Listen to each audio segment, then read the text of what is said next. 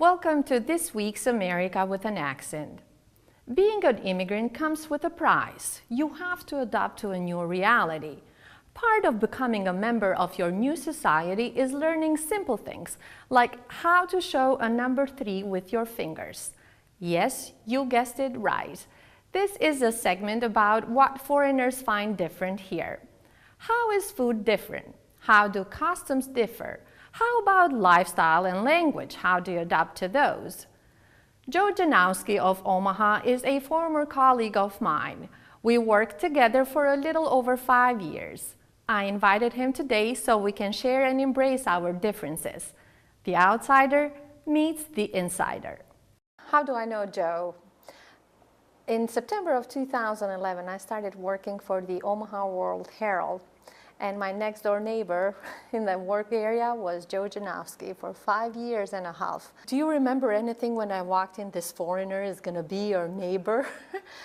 Right, well, I don't remember the first time that Kayla, our first day together, but one of the first incidents that I remembered was that there was a stinky trash can in our area. And I just made a joke. I said, I thought maybe it was Kayla who smelled, but it was the trash can because they had moved the trash can. And then I found out later that Kayla thought that I was serious. She wasn't sure. Yeah, she thought maybe I was joking. She thought maybe I was serious. Yeah, I remember that joke. Right. I remember that day. And to me, it was nothing. So that was just maybe pointed out to me. Like, so when you're speaking a language that's not your first language, it's going to be hard, like, to pick up humor. And yeah. So. Well, my question would be, would you have made the same joke to our friends there, to our colleagues? Well, that's the thing. I would have made that joke to anybody. So I didn't think of it as being special that I said it to you. I was just trying to make you feel welcome, I think, by making a joke. Yeah. So. Do you remember anything about our communication? Was it difficult? Was anything that still with you that you remember from those days? You know, I don't remember difficulties so much, but I think when we first started talking to each other, I was just more, you don't really know what the boundaries are. You don't know, you want to say something that's offensive. So I think there's feeling out period that goes on for a while. Yeah. So I think at first, when you first meet someone who's an immigrant, maybe their foreignness is highlighted, and that's what you think of most. But then as you get to know them, then their personality comes to the forefront. So then when I think of you, I just think, oh, Kayla. I don't think, oh, this Albanian person that I work with. Yeah. And actually, it was a very good start. In the department, in the library, we were both in the library at that time. We were 5 of us. We had Jeannie Hauser as the supervisor. We had Sharita Jones and Michelle Gollett. All 5 of us, and it was a very good beginning for me. And I remember actually the first week it was, or among the must have been at the very beginning, because I would walk in the department and it was just 5 of us, so I was almost the last one. No, Michelle was the last one, but I was, so I had to go, good morning Jeannie, good morning Sharita, good morning Joe, and then it was me. And as I walk in that day, you guys had an A1 sheet, piece of paper with greetings in Albanian, and they go, Mirman Jesi. Mirman Jesi. That was very meaningful and a very welcoming sign. I remember that. Yeah. It was a good, and we had a good time in the library working together. Any other special things that you remember, like gesture or the way I spoke, or? Well, you were telling me about gestures, so what was the thing about the numbers? Oh, the numbers, yeah, the numbers. The numbers have been quite, confusing at times, because back in Albania, and maybe things have changed in Albania and Europe too, but when you want to show, when you want to make a number using your fingers, for example, 3, you go like this instead of this. 3, and that I don't think I have adapted to that. I still to this day I go 3 like this. Yeah. I go 3 like this, and it happened actually recently. I went to pick up my son at school, and there was a snowstorm, or the kids were not outside yet, or they were keeping them inside. So whenever parents showed up, they would bring the kids out so kids don't get cold. And a fifth grade teacher, my son is in fourth grade, a fifth grade teacher wanted to confirm that my son is in fourth grade. So she goes like, fourth grade? And I said, yeah. fourth grade, so that's something that I haven't adopted, and I don't know if I will ever adopt to that. Even today, it is rather hard for me to. You have to force yourself. Exactly. Yeah. So that was something that I noticed right away. Yeah. I noticed right away. Also, the communication, when you say thank you, for example, at times here you'll get just Right. That was rather strange at first. Did you think that was people were being rude, that they weren't, you'd say thank you and they would say Did that strike you as rude? No, it didn't. It's just that it's the simplicity, the practicality, how things are simplified. At first, I didn't think as rude. Maybe I remember I think I was in New Mexico in Las Cruces at the Center for International Programs when a lady that was trying to help me replied to me with and at first I didn't think as rude, but I learned it there. But I didn't think as rude. I told myself, well, that's another way to say you're welcome. So no, I didn't think it's rude.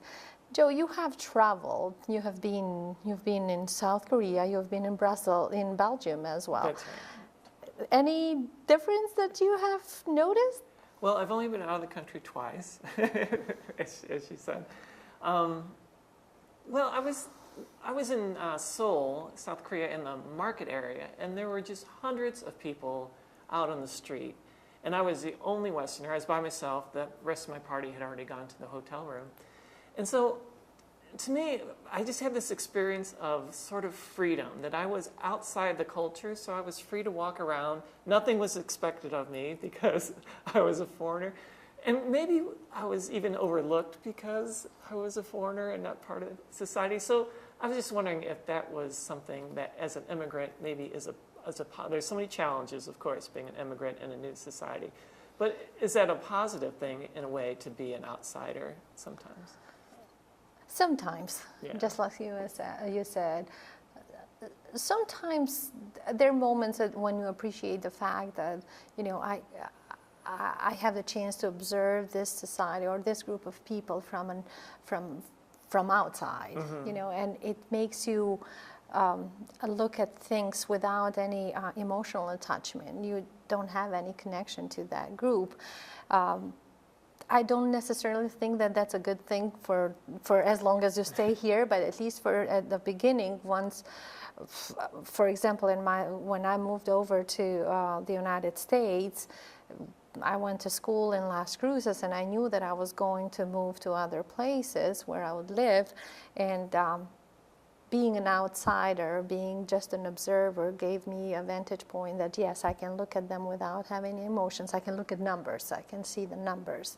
And that helps you make a decision. But in the long run, I don't want that to, to stay. No, you don't. No, you don't. Yeah. And then also you're exotic in a way that, people are drawn to you because you're from a different culture. Yeah. But does that go back to the thing, well, you don't want to be considered an outsider, so yeah. At times you feel like a piece, a conversational piece. Yeah, it's a son of a person. Not in the bad sense. I do appreciate, and I'm really surprised how much people want to know about me, my background, the country that I come from, and the history. I've had people that came over with so much knowledge about Indo-European languages and talked to me about that. So it was, it's good. But after a while, it's that part that, I just don't want to be so different. I want to be part of you. Yes, I am different, but I want to be part of you. I want to be Kayla, and I don't want to be an Albanian. Yes, yes. Well, I don't know if I will ever be that, but I want people to see me for what I am, not for where I come from. Right. So this. Well, how about if I were to meet someone from Albania, and I said, "Oh, Kayla, I met someone from Albania. You should talk to him." Would you find that annoying because, just because they're from Albania, I should have something, that I would want to talk to them just because they're from the same country? No, not here in Omaha, at least. See, they're based on numbers. I think there are at around 215,000 people here, Albanians here in the United States. Most of them are located in New York, Massachusetts, and Michigan, and they're large communities. Mm-hmm. But here in Omaha, it's a fairly small community, and we get along pretty well. So every time that there is a question or somebody tells me that meant an Albanian, no, I don't. But as I said, and I've been talking to a professor down in New Mexico. He is from Scotland originally, Jim, and he's married to my former advisor, Dr. Seckler. And I would talk with him and the accent and everything. And he told me something back in the days, where we're talking about 2000, 2004. And he said when the community is small, it tends to stay together. Once it hits a certain number, it just segments and fragments. And right. I think here in Omaha, we're still fairly small. And no, we're happy. Every time I hear that there is an Albanian here, we're happy. As far as I know, and I don't know everyone from Albania here, but at least I know 28 to 30 people from Albania here in Omaha. There's a bigger community in Lincoln, but here in Omaha is. So. Well, as being someone who only speaks one language, so what is it about speaking to someone in your native tongue? Is it just because you have the same humor or subtlety of the language? What is it? What's the attraction to that? It's both. It's the comfort of speaking in your mother tongue, mm-hmm. and it is the fact that you relate or resonate the same things. To speak a different language is so hard. At times it gets so hard and especially at first, it asks for so much energy. And to put a segment together, a sentence together in a different language, you have to think, okay, this is the subject, this is the object, this is the verb, and there are main differences between English and my own language. So when I meet someone, I really appreciate how easy things come in my mind. And also at first it was easier, or I enjoyed, because we refer to the same kind of jokes or to the same movies, to the same cultural background. Mm-hmm. But that was only at first. Now things have changed. Mm-hmm. Now things have changed. Even with regard to the language, English is winning, I would say. Uh-huh. English is winning, and I'm watching more. I am more immersed in the culture. I know more. The background that I have, that I share with people that surround me, it's never going to be the same. But at least when they say something or they refer to a movie, I have enough in my mental archive, that I can relate the joke. Right. But not all the time, though. Not all the time. Well, now when you're by yourself, do you think to yourself in Albanian? No. And it's interesting, the adaptation process, because if it is during the day, early in the morning, there is no way I would think in Albanian. No, it's the kids and getting ready to go to work and making lunch here and making sure that everything is where it should be, and there's no way to think in Albanian. But usually my parents, they always call at 4 p.m., which is 11 p.m. their time, and now they have the smartphones and everything, so you cannot escape. They will call you.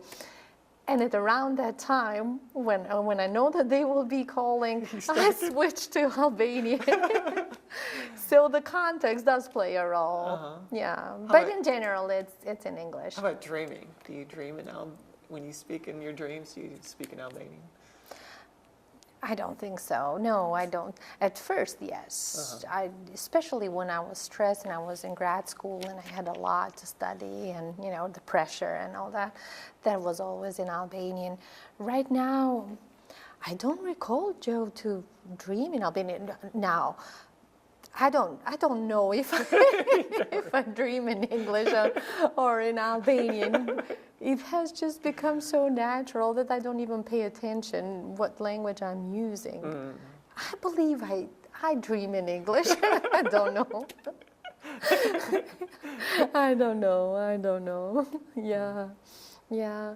How about food? Have you seen any difference between what I buy? Because we've talked about everything. And, you know, at first was that adjustment period, but then Joe reads a lot, so we talk about books and about everything. And food is one of the topics that we have covered extensively. You said peanut butter.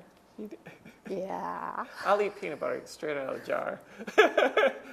and Kayla wasn't filling with peanut butter. Nope. No, I didn't know peanut butter, and I didn't even know how to eat it.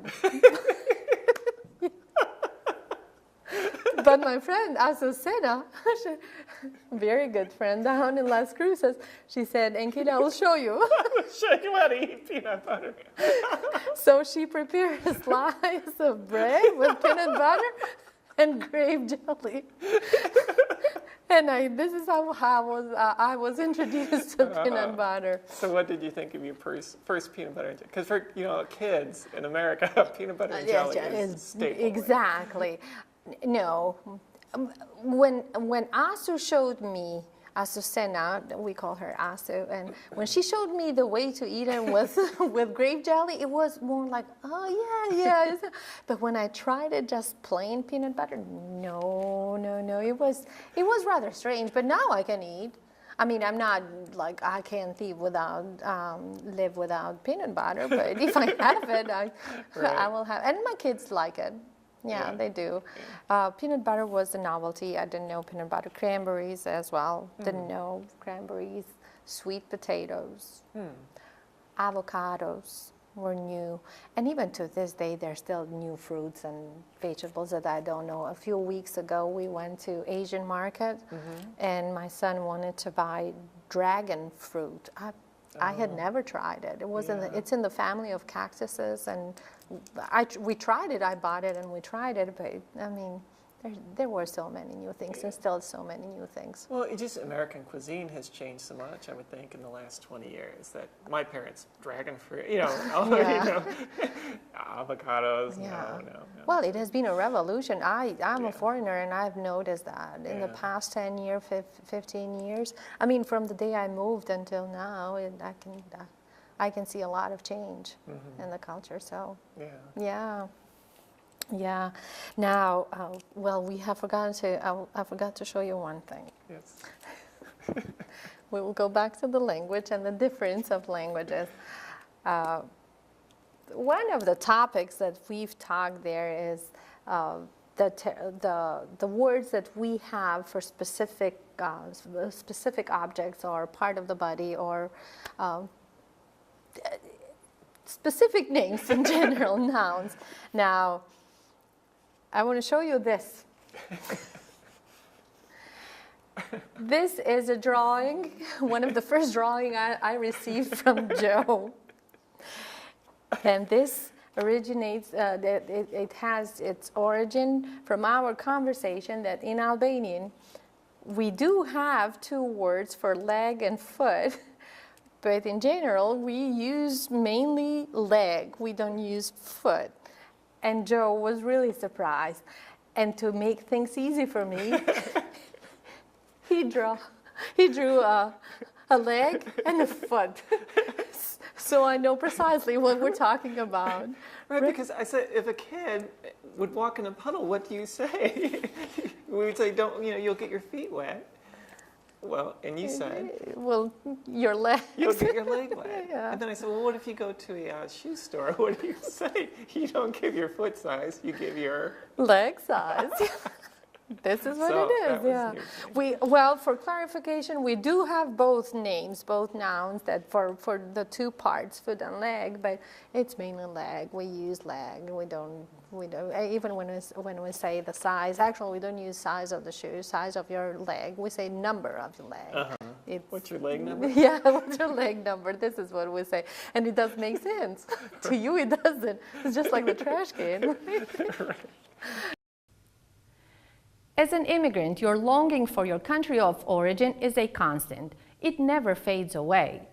November 28th was the Independence Day of Albania, my country of origin. There are around 215,000 Albanian Americans in the United States. Here in Omaha, our community is rather small, and so is that of Lincoln. The highest concentrations of Albanians are in New York, Massachusetts, and Michigan. All communities throughout the United States try to celebrate the Independence Days with festivities that involve traditional dancing and traditional fall costumes. America with an Accent brings today a segment from Worcester, Massachusetts, a city of almost 200,000 people and an Albanian community that counts for almost 10% of the city's population. Ardian Muraj, a former reporter for the Albanian Public Television and a resident of Worcester, reports today in Albanian with English subtitles. We would like to introduce you to this community as well as to the sound of one of the oldest and unique languages in the world. Mirë se erdhët. Welcome.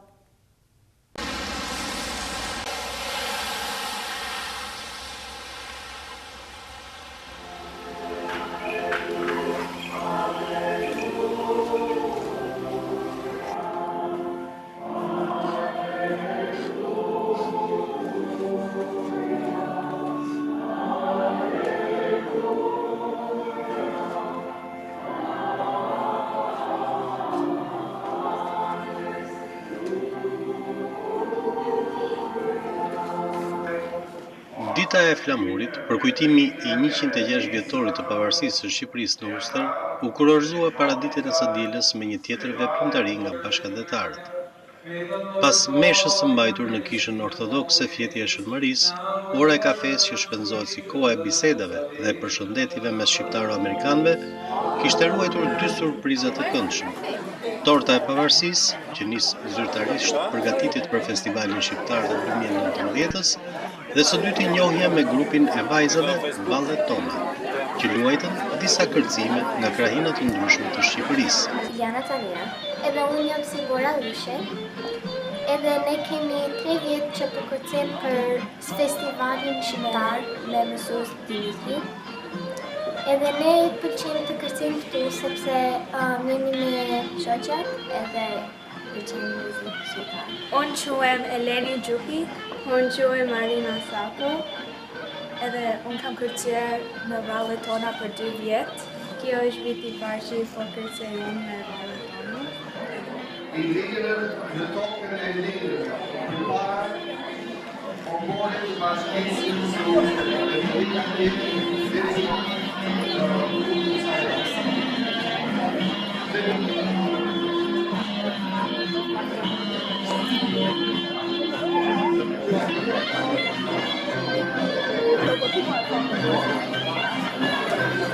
Me pjesëmarrjet edhe më parë, ato përbëjnë brezin e 5 të rinjve valltar që çdo javë trajnohen nga zoti Dimitraj Demiri. Ruajtja e gjuhës, veshja e kostumeve popullore janë një pjesë e pandar e kësaj bashkësie që mban edhe hershmërinë në Shtetet e Bashkuara të Amerikës të festivalit shqiptar, me fillesë 3-4 dekada të shkuara. Atmosfera festive shprehu edhe një herë për kushtimin e nisur të bashkëdhetarëve për të mobilizuar të gjitha grupet vullnetare që të mbulojnë një organizim dhe mbarvajtje të festivalit, i cili do të mbahet në Ulster nga 31 maj deri në 2 qershor 2019.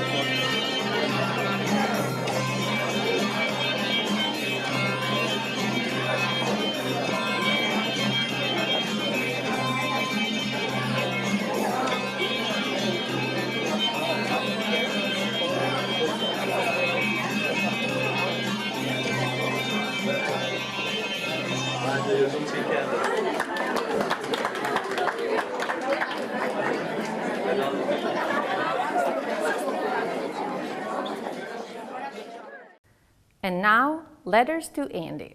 Dear Andy, greetings from Omaha. This week I'm speechless in a good and bad way. Do you know that Albania is still on the map because of President Woodrow Wilson?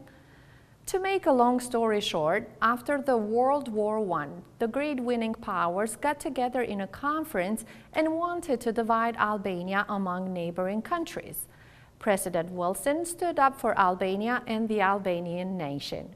Today, there is this small country of Albania, the size of Maryland, with about 3 million people, beautifully located on the western edge of the Balkan Peninsula. I turned to literature to understand President Wilson's kindness, and a realization came across. The American Constitution has only 4,543 words, for comparison, more like 2 newspaper pages, and it takes about half an hour to read. I share the belief of many people that the United States of America is an idea. It never stops evolving. And I see that in the way America is ruled. The basic rights, including pursuit of happiness, are protected by Constitution. The rest of rules, besides the amendments, are reflected or adopted as problems rise, making the idea, thus the United States, even more compatible with time. I hope you agree with me that it is in the genes of American nation to accept and embrace change, to embrace what is different, to stand up for the right thing. This makes me speechless in a good way. Before I tell you more, Andy, I wanted you to know that immigration is hard even when it is a free choice, let alone when it is forced due to circumstances. I will refrain myself from talking about the current situation at the southern border because emotions are high on every side. But I'm glad to share with you here that the New Americans Media and America with an Accent has started working on a series on immigration issues. Hopefully, we will be able to shed a little light away from emotions and encourage change. Hope this letter finds you well. Till next time, Enkela. This was America with an Accent for this week. I hope to see you again next week here on KPAO TV or online at newamericansmedia.com, our Facebook page, or our NAM YouTube channel. Have a nice week. I am Enkela Vebio.